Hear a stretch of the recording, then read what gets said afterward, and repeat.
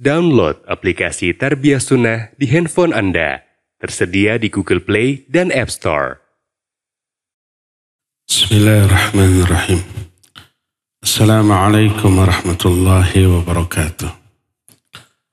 Alhamdulillah. Wassalatu wassalamu ala Rasulillah wa ala alihi wa ashabihi wa mawalah wa man tabi'ahum bi ihsanin ila yaumil qiyamah. Wa ba'd. Hadirin jamaah Masjid Agung Al-Ukhwah Bandung yang Allah muliakan, para pendengar radio Tarbiyah Sunnah Bandung, para pendengar radio Roja di beberapa kota, dan radio-radio lain yang ikut gabung, pemirsa Roja TV dan beberapa TV lain, dan para netizen di mana saja Anda berada. Kembali kita berjumpa melanjutkan kajian kitab Mukhtasar Ma'arijil Qabul. Kita sedang membahas rukun iman yang ke-6, yaitu iman kepada takdir. Poin yang sedang kita bahas adalah beberapa keyakinan yang bertolak belakang dengan keimanan kepada takdir. Ada beberapa poin yang sudah kita bahas. Pertama, percaya kepada ramalan bintang. Bahwa bintang, posisi bintang di atas, di angkasa memiliki pengaruh terhadap kejadian, bahkan nasib manusia, bahkan harga-harga barang. Itu sudah kita jelaskan. Ini adalah penyimpangan dalam masalah keimanan, terutama iman kepada takdir. Kedua, adanya keyakinan tentang adanya penyakit menular, sudah kita bahas. Sekarang kita yang ketiga. Salah satu di antara keyakinan yang menyimpang dari takdir adalah al-kalamu ala tiyarah wal ghul, yaitu keyakinan tentang tiarah. Tiarah itu ramalan kesialan. Karena satu kejadian, juga fenomena adanya hantu. Makna tiarah adalah seseorang menggagalkan rencana kepergiannya karena meyakini tidak akan sukses, tidak akan berhasil, karena merasa sial dengan kejadian yang dia lihat, yang dia dengar, yang dia alami. Contoh, pas seseorang mau berangkat bisnis, berdagang atau apapun, pas keluar rumah dia mendengar orang berkata buruk. Tetangganya atau orang lewat menyatakan, wahai bodoh, wahai yang celaka, wahai ini, wahai itu yang buruk. Atau dia melihat ada burung, kemudian burung itu berteriak. Di setiap daerah berbeda. Ada burung hantu, ada burung gagak, ada burung koreak, ada burung kedasih. Bahasa Sundanya sweet uncuing, atau yang lain-lain. Atau merasa sial dengan berjumpa dengan orang-orang yang cacat. Mungkin pas keluar rumah bertemu dengan orang yang buta, yang pincang, ataupun bentuk cacat yang lainnya. Lalu dia meyakini itu pertanda bahwa kepergiannya ini akan mengalami kesialan. Lalu dibatalkan dengan keyakinan kalau terus berangkat akan rugi. Kalau dia bisnis akan rugi, kalau berjualan tidak akan laku, kalau berjumpa janji dengan seseorang akan meleset, atau kerugian-kerugian lain yang diakibatkan karena kejadian buruk yang dia alami. Ini disebut dengan sebutan tiarah. Di Indonesia khususnya hampir setiap daerah ada. Di kalangan orang Jawa Barat kalau ada burung kedasi disebut sweet uncuing, ada keyakinan pasti ada orang yang akan mati. Kalau ada burung bebencek, cek, cek, cek, itu tandanya akan ada maling ke rumah. Kalau ada kupu-kupu sirama-rama, itu pertanda akan ada apa? Tamu. Disebut semah. Nyahesekeun nu boga imah. Bikin repot tuan rumah. Kesialan. Dan banyak lagi keyakinan-keyakinan lainnya. Mungkin di daerah-daerah lain juga ada. Itu yang disebut dengan tiar. Berasal dari kata toir yang artinya burung. Yang pada awalnya meramal kesialan itu karena burung. Tapi kemudian berkembang kepada setiap ramalan kesialan walaupun bukan dengan burung. Seperti kejadian pas keluar rumah ada anak jatuh. Oh, ini pertanda buruk atau jelek, dibatalkan kepergian. Pas keluar rumah mau berangkat, oh ternyata ketemu dengan orang yang cacat. Ini pertanda buruk, lalu nggak jadi berangkatnya. Itulah tiarah. Lebih konyol lagi, meramalkan kesialan karena kebaikan yang dilakukan oleh orang lain tapi membuat kita terusik. Seperti menimpakan kesialan karena dakwah orang lain kepada kita. Ajakan kebaikan orang lain kepada kita, lalu kita tertimpa musibah. Lalu dituduhkan gara-gara kamu ngajak ini, ngajak itu, saya jadi sial. Dan itulah yang terjadi pada diri Fir'aun dan kawan-kawannya terhadap Nabiullah Musa alaihissalatu wassalam. Seperti yang Allah terangkan dalam surah Al-A'raf ayat 131. Allah berfirman, wa in tusibhum sayyi'atun yatayyaru bi Musa wa man ma'ah.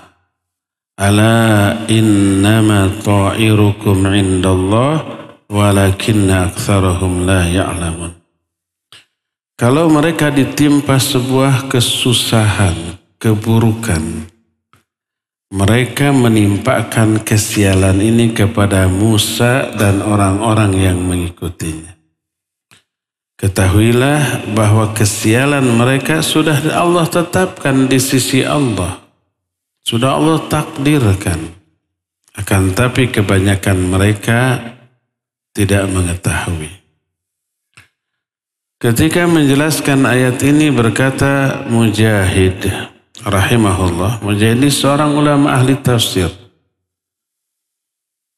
Di zaman tabi'in, murid utama dari Ibnu Abbas radhiyallahu anhuma. Paling menonjol di bidang tafsir. Sampai Imam Sufyan Ats-Tsauri rahimahullah menyatakan, "Idza ja'aka tafsir min Mujahid fahasbuk." Kalau datang tafsir dari Mujahid cukup bagimu. Tidak perlu bertanya lagi kepada yang lain. Sebab beliau paling ahli di zamannya dalam masalah tafsir, langsung belajar kepada ahli tafsir terkemuka di zaman sahabat, yaitu Ibnu Abbas, yang dikenal kata Ibnu Mas'ud, nikmat tarjumanul Quran Ibnu Abbas. Sehebat-hebat ahli tafsir Quran yaitu Ibnu Abbas. Itu pengakuan para sahabat. Punya murid namanya Mujahid. Makanya pendapat Mujahid dalam masalah tafsir sering dijadikan rujukan oleh para ulama ahli tafsir di kalangan ahlus sunnah. Seperti Imam Ibnu Jarir At-Tabari, seperti Imam Al-Qurtubi, seperti Imam Ibnu Katsir dan yang lain-lain. ketika menjelaskan yatayyaru bi Musa ma'ah, mereka menimpakan kesialan kepada Musa. Kata Mujahid, yakni yatasya'amu bihi. Mereka menganggap Musa sebagai penyebab kesialan mereka.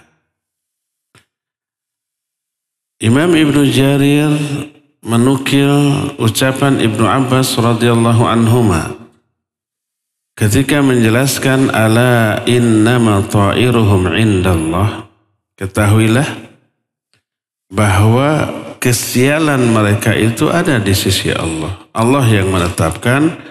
Kata Ibnu Abbas, al-amru min qibalillah. Seluruh urusan itu memang dari Allah. Allah yang menetapkan, Allah yang menakdirkan, dan itu sudah Allah catatkan. 50.000 tahun sebelum langit dan bumi Allah ciptakan. Ma asaba min musibatin fil ard wala fi anfusikum illa fi kitabin min qabli an nabra'aha. Surah Al-Hadid ayat 22. Apa saja peristiwa yang menimpa di muka bumi atau yang menimpa diri-diri kalian, itu semua sudah tercatat dalam sebuah kitab di dalam Lauhul Mahfuz sebelum kami menciptakan alam jagat raya ini. Nah, lalu Allah berfirman dalam surah An-Naml 47, qalu tayyarna bika wa biman ma'aka qal ta'irukum indallah bal antum qaumun tuftanun. Mereka berkata, kami sial itu karena kamu dan karena orang-orang yang bersamamu. Maka menjawablah Nabi Musa, kesialan kalian itu sudah ditetapkan di sisi Allah. Bahkan kalian adalah kaum yang akan diuji dan diazab. Bahkan mereka itu sampai mengancam, kalau tidak berhenti dakwah akan dirajam atau disiksa habis-habisan. Inilah sikap orang yang anti dakwah. Ada ancaman kepada para pegiat dakwah. Awas, akan dihabisi gitu. Dan itu dari dulu ada. Sebagaimana Allah jelaskan dalam surah Yasin. Ayat 18 dan ayat 19. Mereka, Allah menyatakan dalam ayat ini, inna tatayyarna bikum la illam tantahu lanarjumannakum aw la yamassannakum minna adzabun alim qalu ta'irukum ma'akum ain dzukirtum bal antum qaumun musrifun. Mereka berkata, kami ditimpa kesialan karena kalian. Karena kalian mendakwahi kami, mengajak kami untuk meninggalkan agama kami sial. Terus la illam tantahu, kalau kalian tidak berhenti, lanarjumannakum, kami akan lempari kalian. Kami akan rajam kalian atau kami timpakan kepada kalian azab kami yang sangat pedih. Maka menjawablah para utusan Allah, ta'irukum ma'akum, kesialan kalian itu karena dosa-dosa kalian. Karena dosa Allah azab. Kita sudah jelaskan kemarin satu ayat. Kata Allah Azza wa Jalla, sanu'adzibuhum marratain, thumma yuradduna ila azabin azim. Kami akan azab orang-orang kafir itu 2 kali. Setelah diazab 2 kali, mereka akan dikembalikan kepada azab yang jauh lebih dahsyat, yaitu azab neraka. Sebelum azab neraka, mereka diazab 2 kali. Di mana 2 kali? Yang pertama di dunia. Diazab dengan musibah, dengan kelaparan, dengan sakit, dengan kehinaan, dengan kekalahan di medan perang oleh kaum muslimin. Itu yang pertama. Yang kedua di alam kubur. Imam Hasan al-Basri rahimahullah ta'ala menyatakan ayat ini berbicara tentang azab kubur. Setelah diazab 2 kali, pertama di dunia, kedua di alam kubur, nanti di akhirat dimasukkan ke dalam azab yang lebih dahsyat, yaitu azab neraka. Nah, jadi salah satu azab Allah bagi orang kafir, kesusahan, kesialan, kerugian. Makanya berkata para utusan, ta'irukum ma'akum. Ain dzukirtum, apakah karena kalian diberi peringatan oleh kami, kalian akan menyiksa kami? Kalian akan menzalimi kami? Itu para utusan, para rasul zaman baheula begitu. Karena didakwahi mereka itu digeruduk. Karena didakwahi mereka diusir. Karena didakwahi para pendakwah ini dizalimi, ada yang disiksa, ada yang dibunuh. Sejak zaman baheula. Maka tak heran kalau para duat sekarang menyeru kepada kebenaran, melarang dari kemungkaran, banyak ancaman. Banyak hinaan, cacian, makian, tuduhan. Bahkan ada yang diserbu segala macam. Itu sunnatullah. Ain dzukirtum, apakah kalian akan mengazab kami hanya karena kalian diberi peringatan oleh kami? Bal antum qaumun musrifun, kalian lebay. Tindakan kalian itu berlebih-lebihan. Berkata Rasul sallallahu alaihi wasallam dari Ibnu Mas'ud radhiyallahu an dalam hadis riwayat Imam Abu Daud dengan sanad yang sahih, berkata Rasul sallallahu alaihi wasallam, at-tiyaratu syirkun. Tiarah itu syirik. Tapi ini masuk syirik kategori syirik kecil. Imam Ahmad meriwayatkan hadis dari Abdullah bin Amr bin As radhiyallahu anhuma. Berkata Rasul sallallahu alaihi wasallam, man raddat sutiyarah an hajatihi faqad asyraka. Siapa orang yang keperluannya digagalkan oleh tiarah, sungguh dia telah berbuat syirik. Jadi pas mau berangkat untuk bisnis, untuk berdagang, untuk keperluan tertentu, terlihat ada burung berteriak. Ini sial nih, rugi. Akhirnya nggak jadi, di cancel, dibatalkan. Atau pas keluar rumah ada anak main sepeda, blok, jatuh, berdarah, nangis. Oh ini pertanda sial, nggak jadi. Itu syirik. Kata siapa? Kata Nabi SAW. Man raddat sutiyarah an hajati faqad asyraka. Siapa orang yang dia membatalkan keperluannya karena tiarah, dia telah berbuat syirik. Kalau toh ada kesialan, hanya di 3 perkara dengan alasan yang rasional dan realistis dan ada hubungan sebab akibat. Sebagaimana perkataan Nabi alaihi salatu wassalam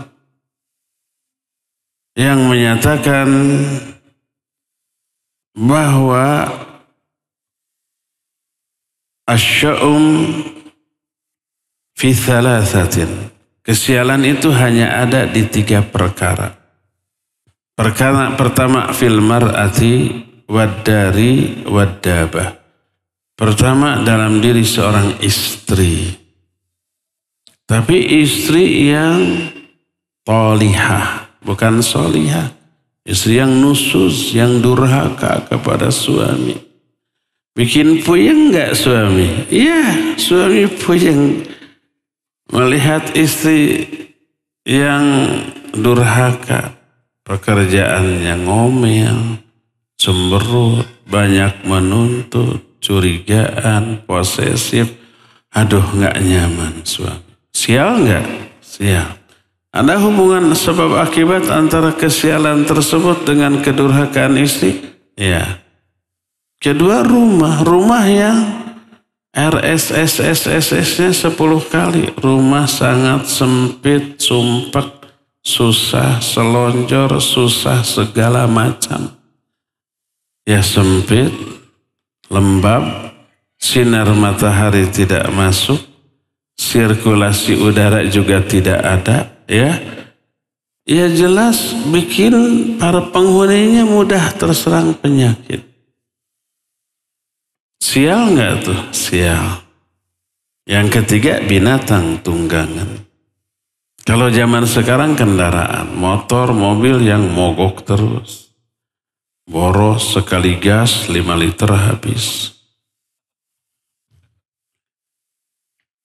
Sial nggak orang yang punya kendaraan mogokan terus? Nggak mogok, kempes ban, ya.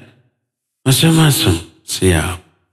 Kesialan di 3 hal itu adalah kesialan yang realistis, logis. Real, nyata, dan ada hubungan sebab akibat.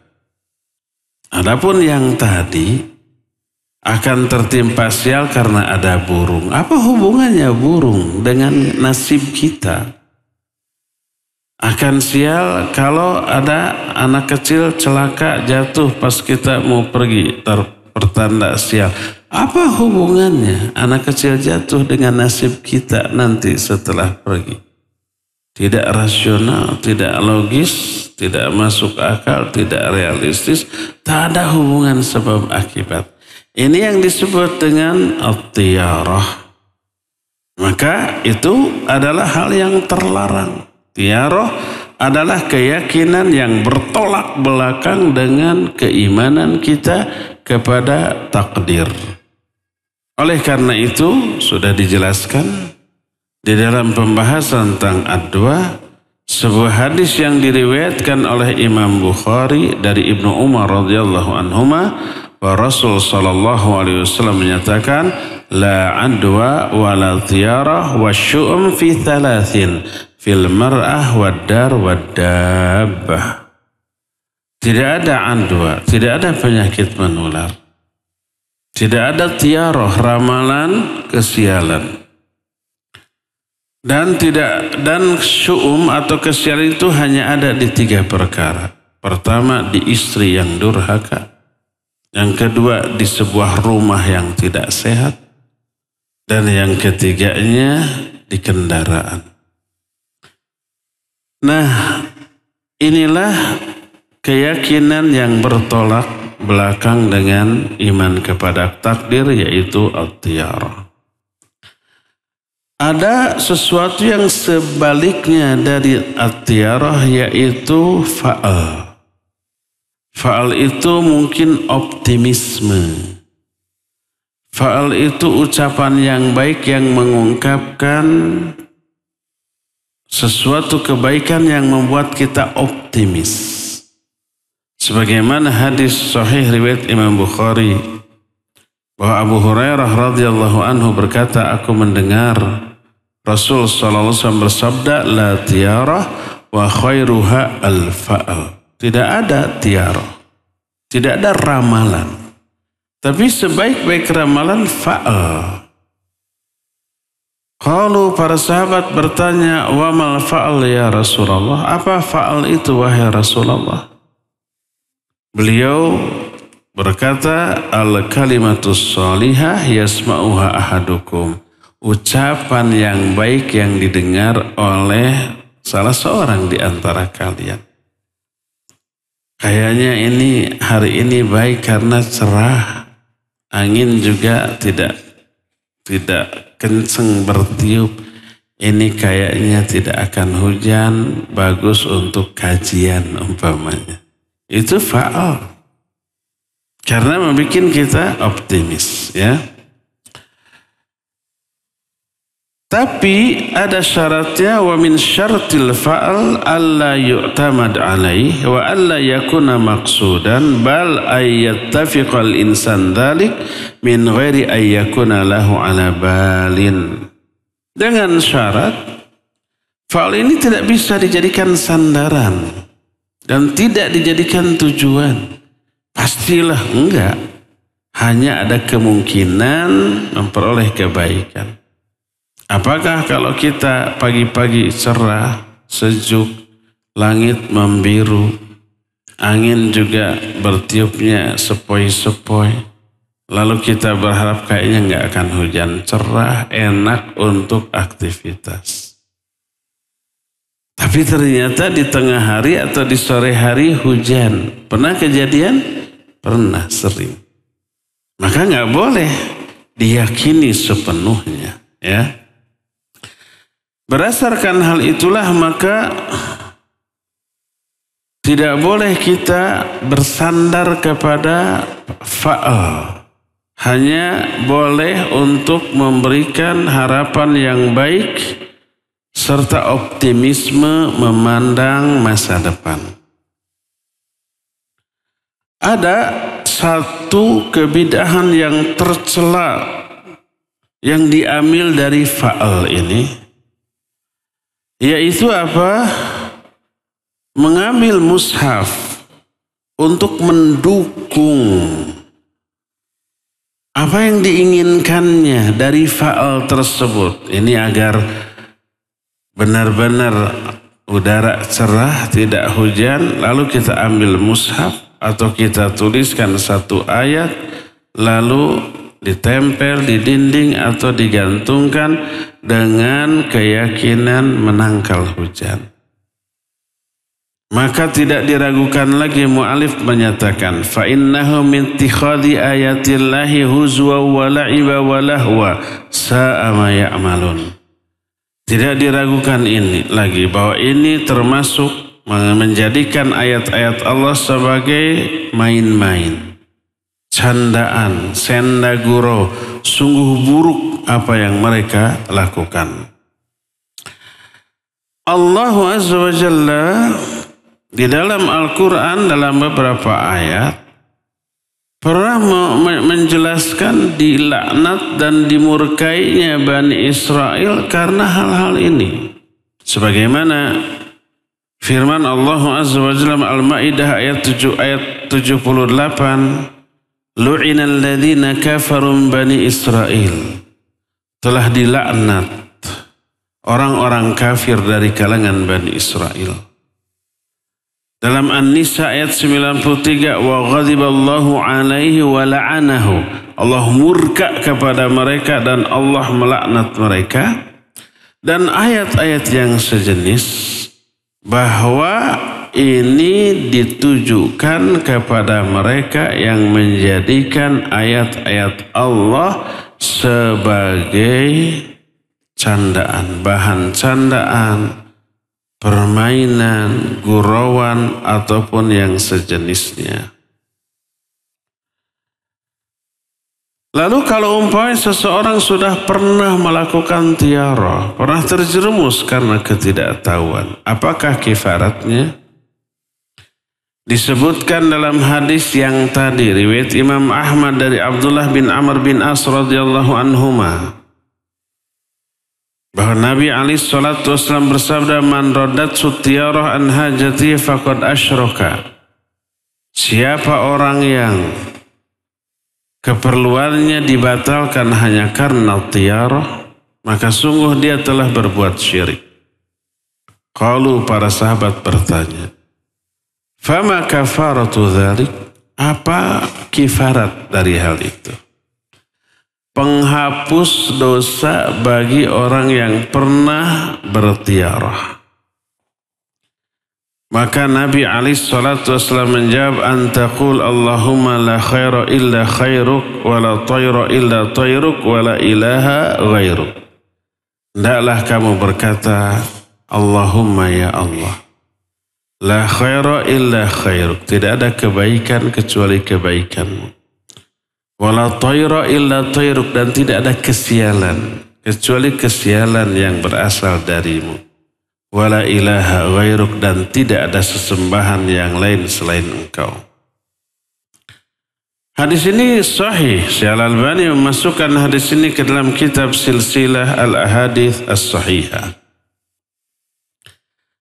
Dalam hadis lain riwayat Imam Abu Daud dari Abdullah bin Mas'ud radhiyallahu an dari Rasul sallallahu alaihi wasallam, beliau bersabda, "At-tiyaratu syirkun thalathan wa ma minna illa walakin Allah yudhibahu bitawakkul." Kata Nabi alaihi salatu wasallam, tiarah itu syirik. Tapi tidak ada seorang pun di antara kita kecuali pernah terjerumus ke dalam hal ini. Akan tapi Allah akan menghilangkan dosa tiarah ini dengan tawakal. Ketika menjelaskan hal ini, maka para ulama menyatakan salah satu di antara kifarat dari tiarah pertama tadi mengatakan Allahumma la khaira illa khairuk wa la tayra illa tayruk wa la ilaha ghairuk. Itu pertama. Ya Allah, tidak ada kebaikan kecuali kebaikanmu. Tidak ada kesialan kecuali kesialan yang berasal darimu. Tidak ada sembahan yang hak selain engkau. Kedua, tawakal kepada Allah Azza wa Jalla, bersandar sepenuhnya kepada ketetapan Allah dan kekuasaan Allah Subhanahu wa Ta'ala. Termasuk di antara ramalan kesialan adalah dihubungkannya kesialan ini dengan satu bulan, yaitu bulan Safar. Dan ini keyakinan sudah ada sejak zaman jahiliyah, sebelum Islam datang. Dan ini tidak terhapus sampai sekarang di kalangan masyarakat kita. Kan ada yang menganggap bulan Safar itu sebagai bulan sial. Kalau mau nikah, dan bulan Safar. Nanti bercerai atau banyak masalah dalam kehidupan rumah tangganya. Kalau mau bisnis, memulai, jangan di bulan Safar. Dan seterusnya. Karena itu dianggap bulan sial. Termasuk ada yang disebut dengan hamah. Sehingga diterangkan di dalam salah satu hadis. Ketika Nabi SAW menjelaskan dalam hadis yang diriwayatkan oleh Imam Abu Daud, berkata Baqiyah, qultu li Muhammad, yani Ibnu Rashid, qauluhu ham. Kata Nabi SAW, la hamah wala safar. Tidak ada hamah, tidak ada safar. Apa itu hamah? Maka dijelaskan, kanatil jahiliyatu taqul, laisa ahadun yamutu fayudfanu illa kharaja min qabrihi hamah. Dulu orang-orang zaman jahiliyah pernah berkata, tak ada seorang pun yang mati lalu dikuburkan kecuali dari kuburannya itu akan keluar hamah. Dan hamah itu adalah bentuk mufrad dari ham. Apa itu hamah? Wa huwa ta'irun kanatil Arab taz'umu anna idhamal mayyit tasiru hamah fatatiru.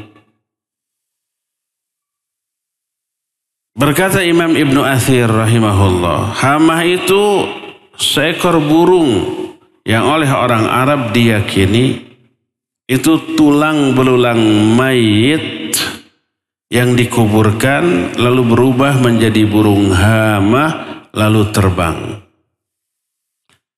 Oleh karena itulah maka Nabi SAW mengingkari, membantah hal ini. Beliau menyatakan la hamah wala safar. Tidak ada hamah, tidak ada safar. Maksudnya hamah dalam pengertian bahwa burung itu jelmaan dari tulang belulang orang yang mati, itu hoax, itu tahayul, itu khurafat, itu bohong. Adapun safar, la safar maknanya tidak ada kesialan yang Allah tetapkan di bulan safar. Dan ini menunjukkan orang-orang Arab jahiliyah zaman dahulu menganggap safar sebagai bulan yang sial untuk melakukan sebuah kebaikan. Maka dibantahlah hal ini oleh Rasul sallallahu alaihi wasallam. Termasuk kata Rasul sallallahu alaihi wasallam walal ghul, tidak ada ghul. Ghul itu bahasa kitanya hantu, jurig, ririwa, dan yang sejenisnya. Dan ini termasuk di antara kejahatan setan dari kalangan bangsa jin atau ahli sihir mereka yang diyakini oleh orang-orang Arab jahiliyah dengan sebutan ghul atau hantu. Makanya mereka amat sangat takut dengan takut yang sangat kuat. Karena itulah setiap kali mereka melewati lembah, mereka meyakini lembah itu dikuasai oleh komunitas bangsa jin. Dan ada pemimpinnya, ada kadesnya gitu, ada lurahnya, ada rajanya.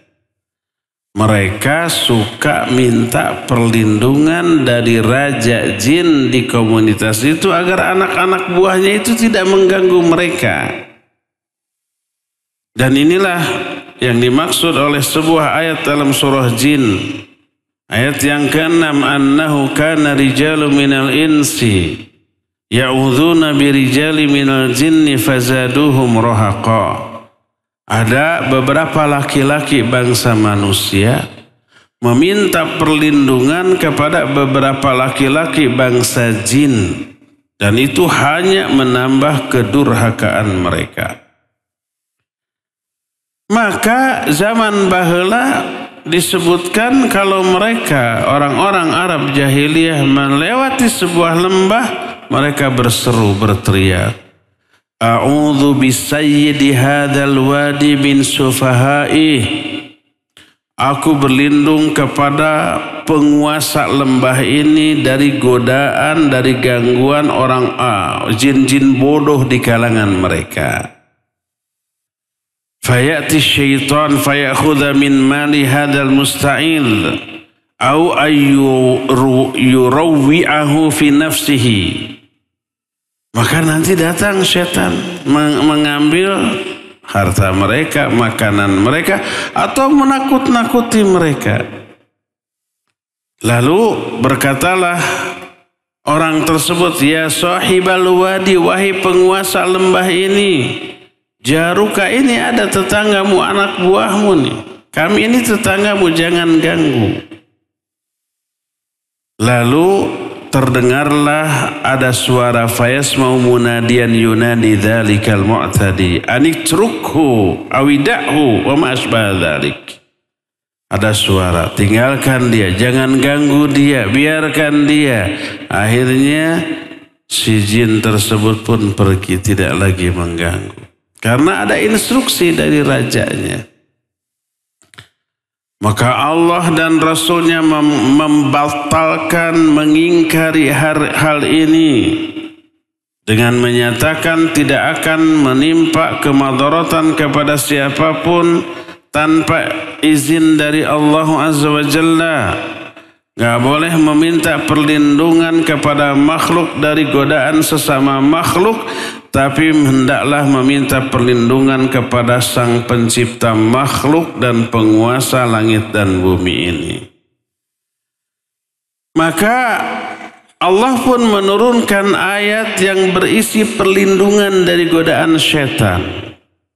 Di antaranya Allah menyatakan wa qur rabbi a'udzubika min hamazatis syayatin wa a'udzubika rabbi ayahdurun. Ya Allah, aku berlindung kepada Engkau dari godaan setan dan aku berlindung kepada Engkau dari kehadiran mereka di dekat aku. Dalam surah Al-A'raf ayat 200 Allah pun menyatakan wa imma yanzaghannaka minasyaitani nazgun fasta'idz billah. Kalau kamu dikenai oleh satu gangguan setan, maka berlindunglah kepada Allah. Turunnya surah Al-Falaq, An-Nas itu dalam rangka meminta perlindungan kepada Allah dari godaan setan, apapun bentuknya. Selain itu Nabi SAW pun mengajarkan sebagaimana dalam hadis sahih riwayat Imam Muslim dalam kitab sahihnya. Beliau berkata, "Man nazala manzilan faqala a'udzu bikalimatillahi tammati min syarri ma khalaqa lam yadurruhu syai'un hatta yarhila min manzilihi dzalik." Siapa orang yang singgah di suatu tempat, kita bepergian safar, kemalaman atau mungkin siang-siang sore-sore.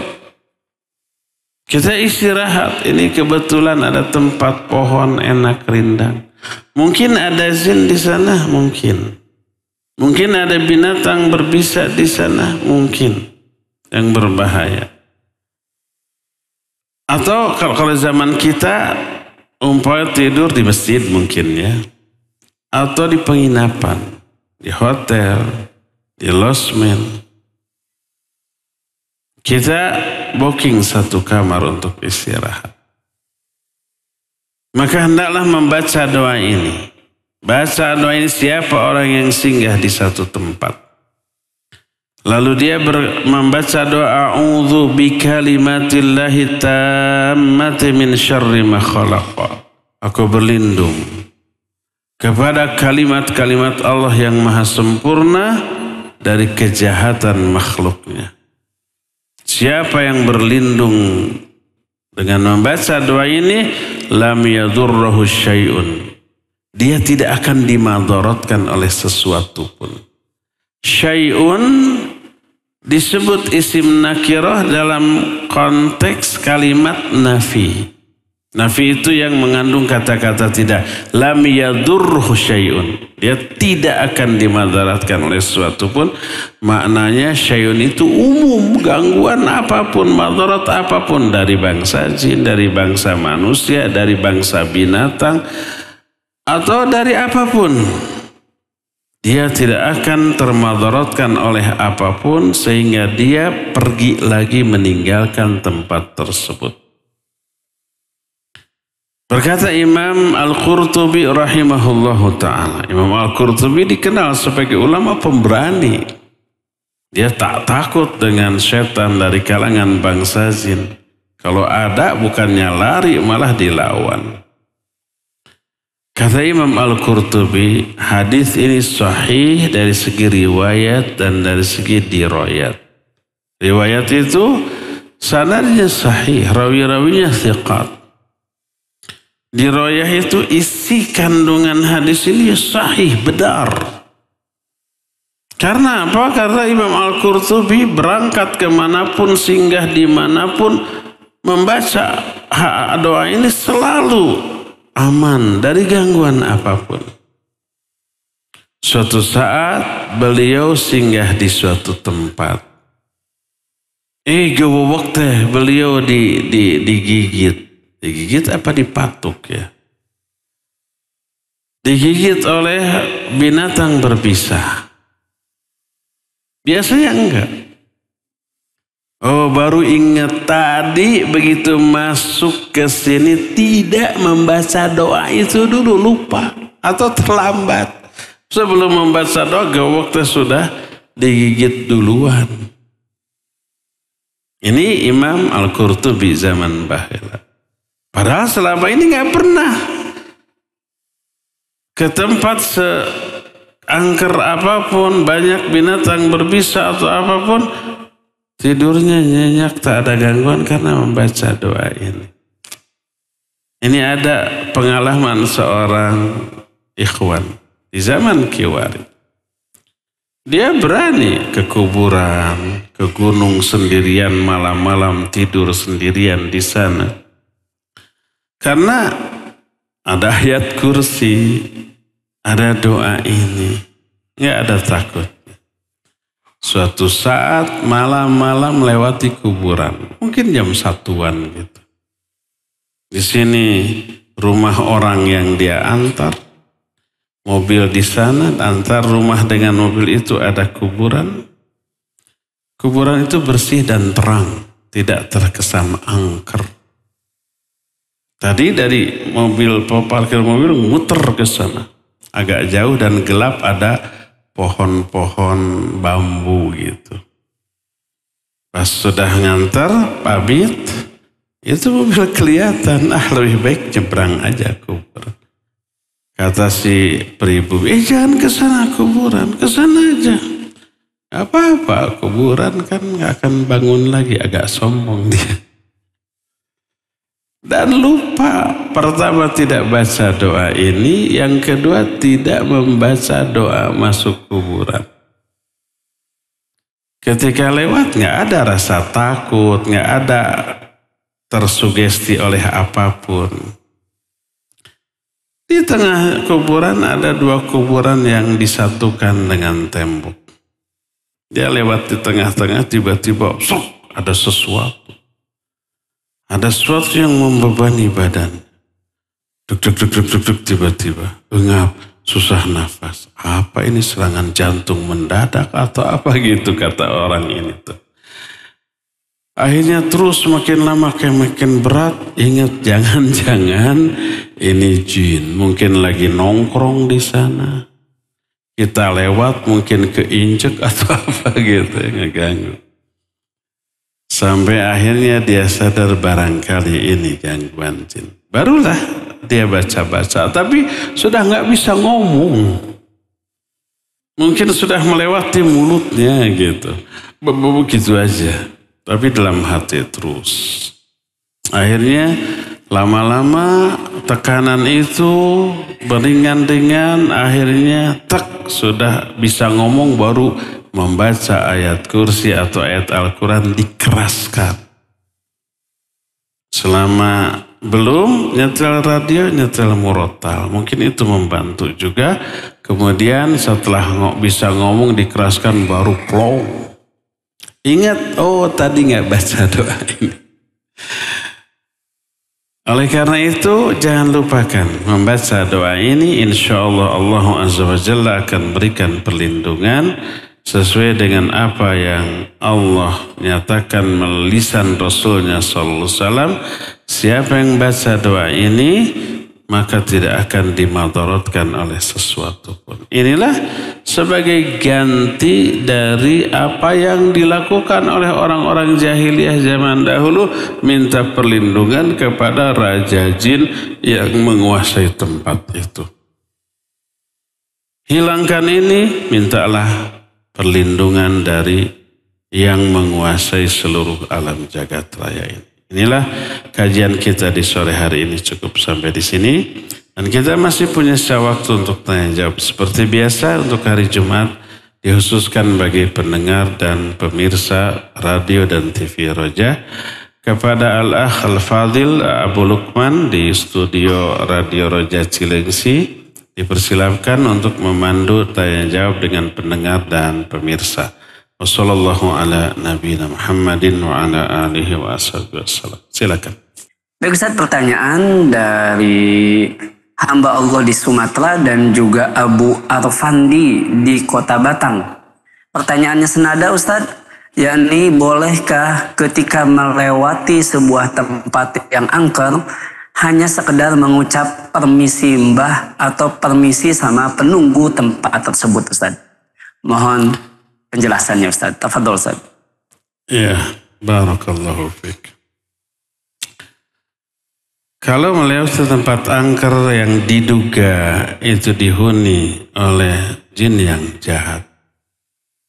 Boleh nggak kita permisi numpang lewat? Itulah yang dulu dilakukan oleh orang Arab jahiliyah, sebangsa itu. Maka syariat membatalkan itu dan memberi ganti. Minta perlindunganlah kepada Allah Azza wa Jalla.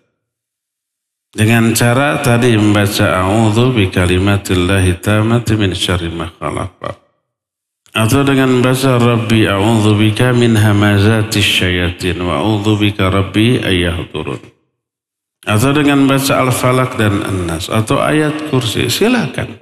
Itu lebih dari cukup untuk memberikan perlindungan kepada kita dari godaan jin-jin jahat yang ada di sana. Kalau umpama kita permisi, mereka itu bakal merasa lebih unggul daripada kita. Akhirnya kita jadi bahan permainan. Kalau umpama kita bilang permisi lalu ada suara, mangga silakan lewat. Gimana kita coba? Ngacir kita, ya. Nggak perlu permisi, nggak perlu numpang lewat. Itu bukan jalan mereka. Jadi yang harus kita lakukan membaca ayat yang isi perlindungan tadi atau doa yang berisi perlindungan tadi, ya. Jangan tunjukkan kita takut kepada mereka, tunjukkan bahwa kita memiliki backing yang luar biasa dahsyat kekuasaannya, yaitu Allah Azza wa Jalla. Cukup demikian. Wallahu a'lam. Silakan lagi. Jazakallahu khairan Ustaz atas penjelasannya, dan untuk berikutnya kita akan angkat pertanyaan melalui line telepon. Kami persilahkan. Iya, silakan.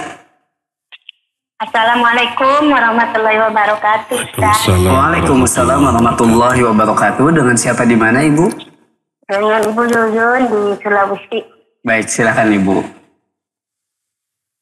Begini Ustaz, saya mau bertanya, kan ini mungkin di luar tema Ustaz, mohon maaf karena ada kesempatannya sekarang.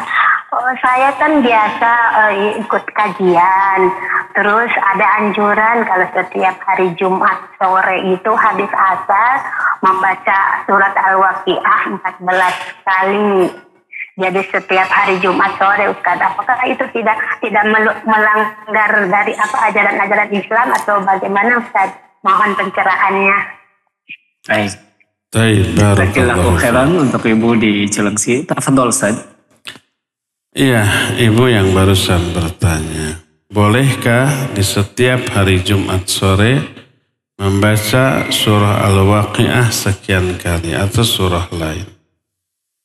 Pertama, membaca Al-Waqiah di sore Jumat secara rutin itu pengamalan agama atau dunia? Agama pasti. Pasti meyakini ada keutamaan.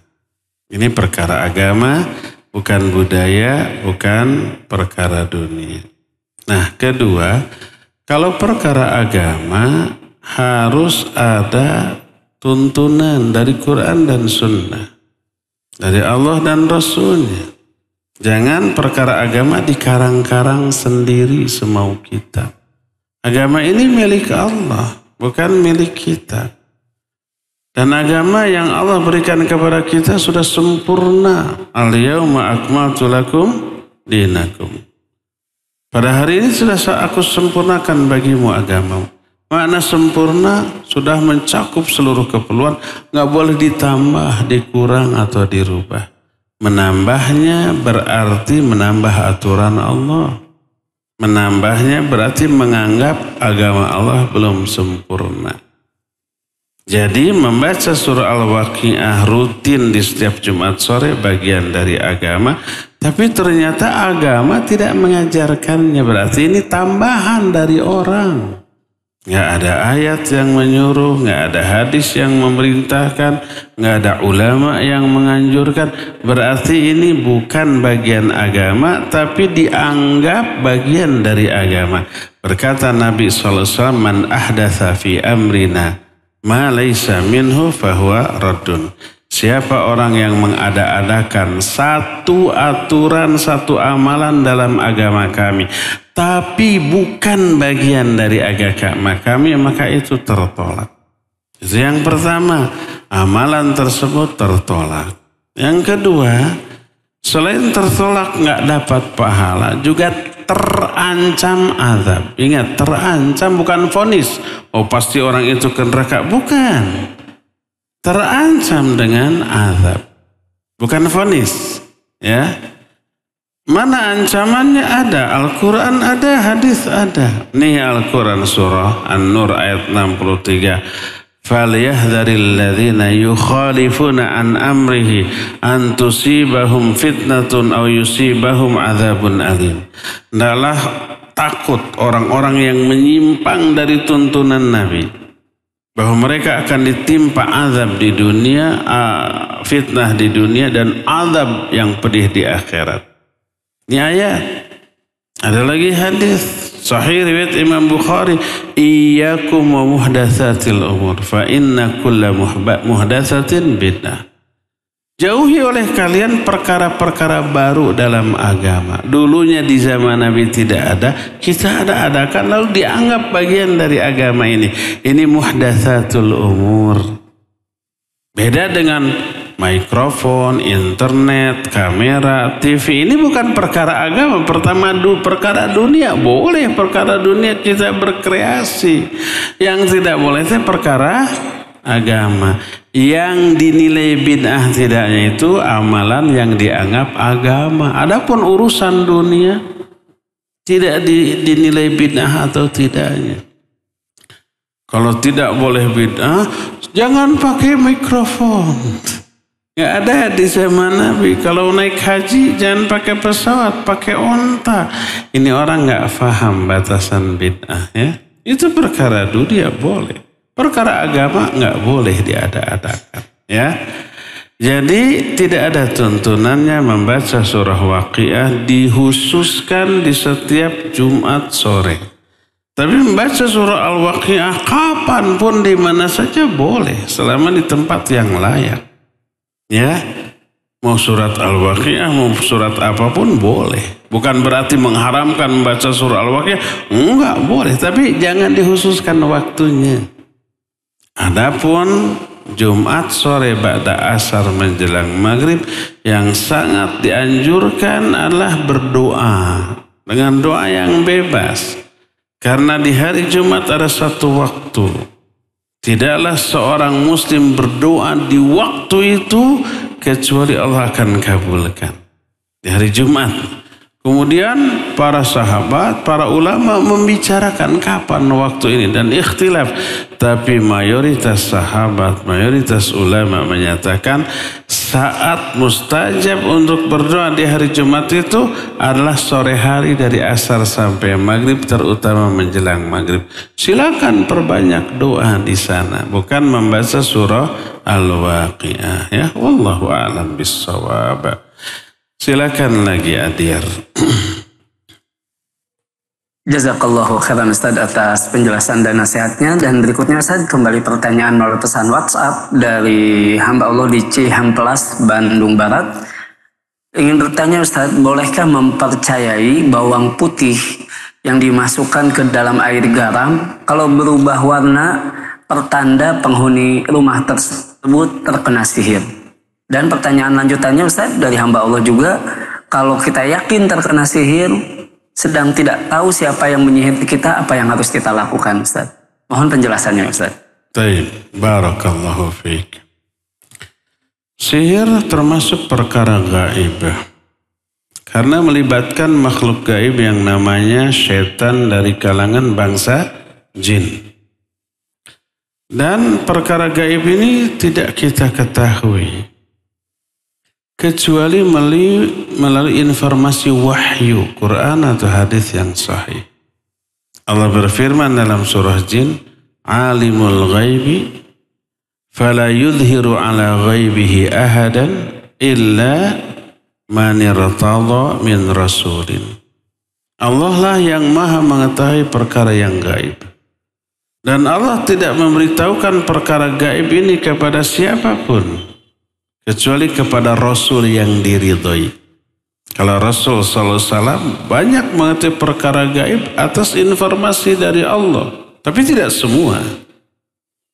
Hanya beberapa perkara yang Allah beritahukan. Nah, termasuk jin, termasuk sihir, perkara gaib. Kita nggak tahu. Maka tidak boleh mereka menduga-duga perkara sihir hanya dengan dugaan otak, perasaan, atau hal-hal lain intuisi. Tapi ketahuilah dengan Quran Sunnah. Ya. Termasuk cara tadi, kalau bawang putih dicampur dengan garam, kemudian berubah warna, berarti itu tanda bahwa rumah itu terkena sihir. Dari mana kita tahu? Nanti muncul suudzon, siapa yang benci ke kita, yang musuh kita, oh si fulan, jangan dia nih, nggak salah lagi dia, suudzon lagi kan gitu. Padahal dia nggak tahu menahu.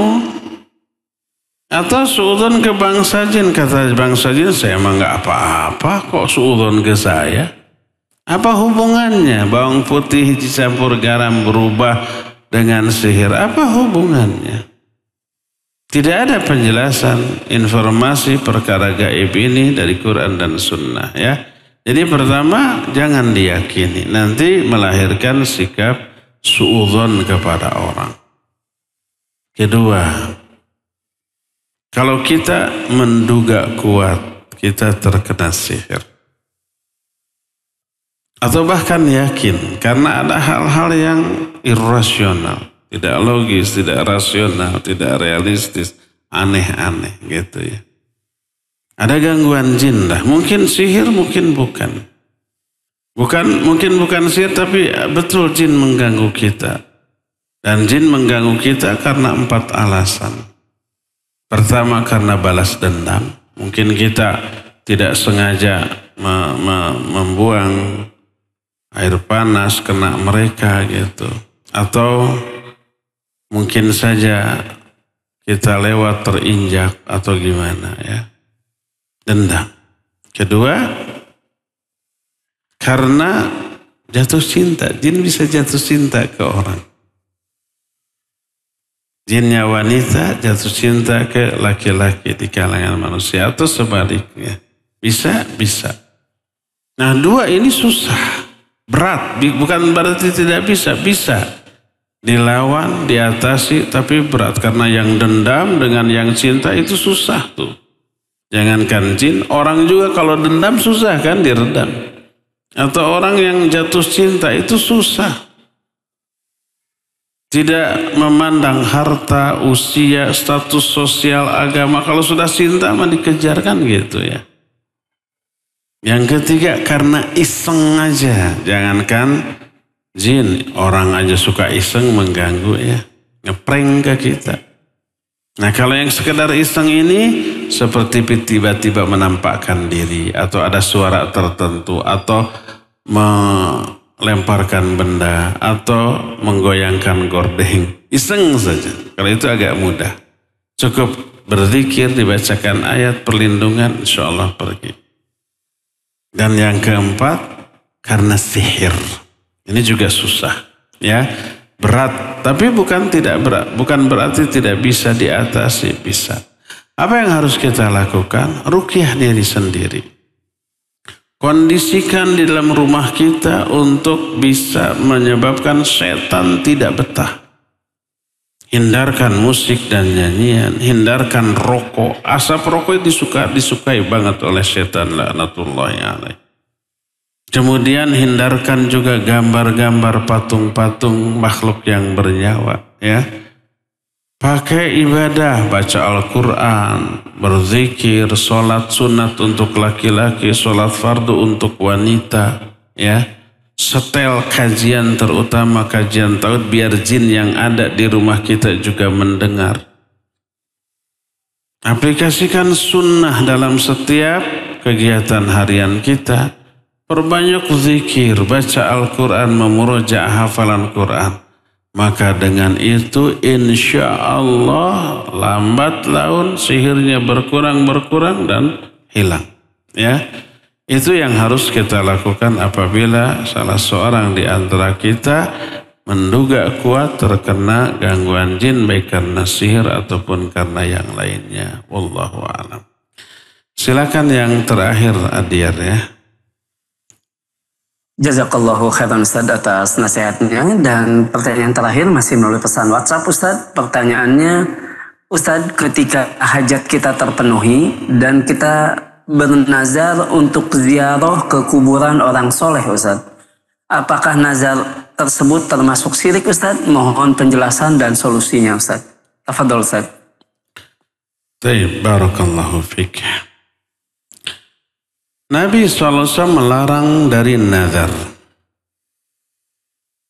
Sebagian ulama menyatakan haram, sebagian menyatakan makruh. Tapi kalau sudah dikatakan wajib ditunaikan. Dan menunaikannya adalah beribadah, mendapat pahala. Allah Azza wa Jalla menyatakan yufuna bin nadri wa yakhafuna yawman kana syarruhu mustatir dalam surah Al-Insan. Mereka orang-orang mukmin itu orang-orang yang suka menunaikan nazar-nazar mereka. Berkata Rasul sallallahu alaihi wasallam, "Man nadhara ayyuti Allah falyuti'hu." Siapa orang yang bernadar untuk melaksanakan ketaatan kepada Allah, laksanakan nadarnya. Jadi kalau nadar ini diucapkan, wajib dilakukan. Nah, kecuali kalau nadarnya ini berupa kemaksiatan, maka tidak boleh. Seperti kalau saya lulus ujian, saya akan keliling kota Bandung dalam keadaan telanjang. Nggak boleh dilaksanakan, karena itu maksiat. Kalau saya umpamanya sembuh dari penyakit, saya akan mengundang orang-orang, kemudian pesta joget-joget. Nazar, nggak boleh dilaksanakan, karena itu maksiat. Atau perkara mubah tapi madharat. Suatu saat, Rasulullah SAW melihat ada orang siang-siang berdiri di tengah teriknya matahari. Berdiri, tidak duduk padahal bisa duduk, tidak berteduh padahal bisa berteduh. Nabi SAW kemudian bertanya, kenapa orang itu berdiri di tengah panasnya matahari? Lalu para sahabat menjawab, dia bernazar untuk 3 hal. Bernazar untuk berdiri seharian tidak duduk, berpanas-panasan seharian dan tidak berteduh, dan saum sehari itu. Jadi ada 3 isi nadarnya. Makanya dia lakukan sambil saum, berpanas-panasan, berdiri. Bayangkan. Apa kata Nabi SAW? Murhu bil qu'ud. Perintahkan dia untuk duduk, perintahkan dia untuk berteduh, dan hendaklah dia menyempurnakan saumnya. Jadi Nabi SAW menyuruh orang itu membatalkan 2 nazar yang mubah tapi madharat. Kan nggak ada manfaatnya panas-panasan dan berdiri. Bukan ibadah, batalkan. Adapun saumnya ini ibadah, maka lanjutkan. Jadi kalau isi nazarnya ketaatan, ibadah, wajib dilaksanakan. Kalau isi nazarnya maksiat, haram untuk dilaksanakan. Kalau isi nadarnya berupa perbuatan mubah tapi madharat, maka jangan dilaksanakan. Nah, sekarang orang bernazar kalau lulus ujian atau kalau sembuh dari penyakit akan berziarah ke makam orang soleh. Bolehkah? Pertama, kalau nazar itu sudah terucap menjadi wajib. Yang kedua, berziarah ke kuburan orang soleh boleh apa tidak? Pertama, hukum berziarah itu sih sunnah. Ziarah kubur dianjurkan. Kata Nabi SAW, zurul kubur fa innaha tudzakirukumul maut. Berziarahlah kamu ke kuburan karena bisa mengingatkan kalian dari kematian. Ziarah kubur itu bagus, dianjurkan, disunnahkan. Ya, kenapa kita selama ini dituduh anti ziarah kubur? Karena mereka salah paham. Itu pertama, udah nggak pernah ngajinya. Anti kita ngaji dibubarkan. Kedua, yang kita kritisi bukan ziarah kuburnya, tapi penyimpangan yang dilakukan selama ziarah kubur. Minta-minta ke penghuni kubur ya, bertawasul kepada penghuni kubur gitu. Apalagi zikir-zikir, nyanyi-nyanyi dan seterusnya. Itu yang kita kritisi, bukan ziarah kubur. Ziarah kuburnya bagus, tapi jangan lakukan perkara yang terlarang selama ziarah kubur ya. Jadi berziarah kubur secara umum boleh, kepada orang soleh boleh. Kita berziarah ke makam Nabi SAW, Abu Bakar dan Umar di Madinah. Berziarah ke makam para pahlawan Uhud di Madinah, berziarah ke Baqi di Madinah juga ya. Iya, ketika haji umroh dan lewat Madinah kita lakukan. Itu bagus, nggak masalah. Mereka orang-orang soleh iya. Walaupun kuburan orang kafir boleh kita kunjungi, boleh kita ziarahi. Dengan syarat tidak boleh mendoakan ampunan dan rahmat bagi mereka. Lalu untuk apa berziarah ke kuburan orang kafir? Untuk mengambil ibrah, pelajaran bagi diri kita. Kita juga akan mati seperti dia. Jangan sampai mati kita seperti dia di atas kekafiran. Ya, maka boleh berziarah sekalipun ke makam orang kafir untuk mengambil ibrah.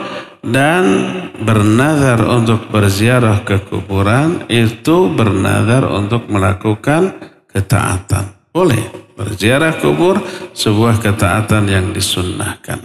Asal jangan melakukan hal yang terlarang selama berziarah kubur ya. Terapkan sunnah ketika berziarah kubur. Pertama, masuk ke areal pekuburan, buka sendal, buka sepatu. Kotor dong ya, iyalah nanti dicuci.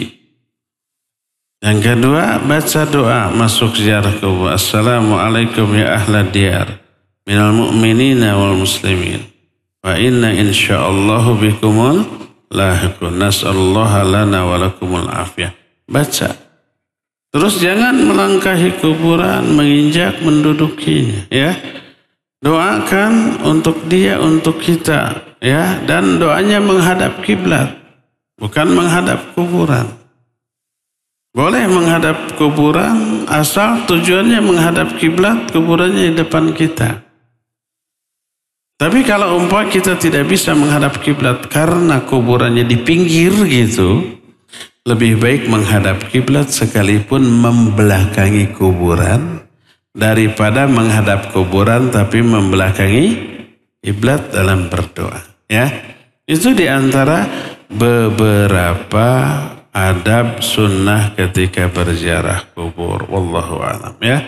Cukup sampai di sini. Insyaallah kita jumpa kembali di hari Jumat yang akan datang melanjutkan kajian kitab Mukhtasar Ma'arijul Qabul. Subhanakallahum bihamdika asyhadu an la ilaha illa anta astaghfiruka wa atubu ilaik. Walhamdulillah rabbil alamin. Wassalamualaikum warahmatullahi wabarakatuh.